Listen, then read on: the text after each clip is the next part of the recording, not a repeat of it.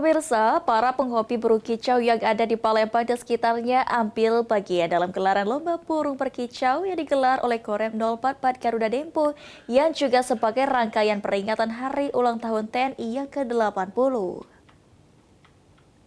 Memulai aktivitas kita pagi ini dengan event yang bertajuk Tiga dan juga Tiga.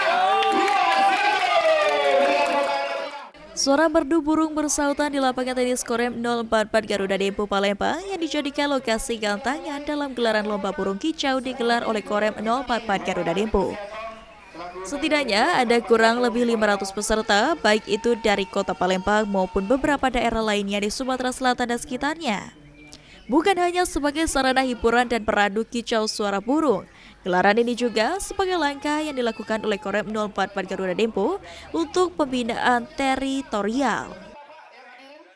Satu komunitas, harapan di seluruh Sumatera Selatan ini pencinta burung bisa kita pelihara terus untuk pembinaan teritorial.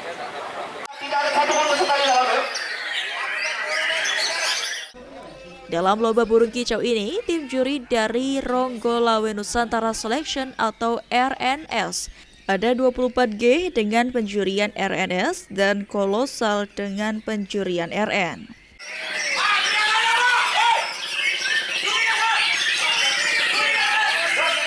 Ada 24G dengan penjurian RNS dan ada Kolosal dengan penjurian RN. Tentunya dengan G24 seperti biasa RNS sudah beberapa kali ke Palembang dengan sistem ajuan terbuka. Total ada 20 kelas yang dipertandingkan dalam gelaran burung kicau Ajang dan Rem Cup tahun ini, di mana para peserta yang ikut ajang ini telah mempersiapkan sejak jauh hari agar burung yang diikuti gelaran ini bisa berprestasi. Lomba menjadi bukti semangat hari ulang tahun TNI tak hanya menjadi pertahanan dan pembinaan teritorial, tapi juga menggerakkan ekonomi rakyat. Tim Liputan PAL TV.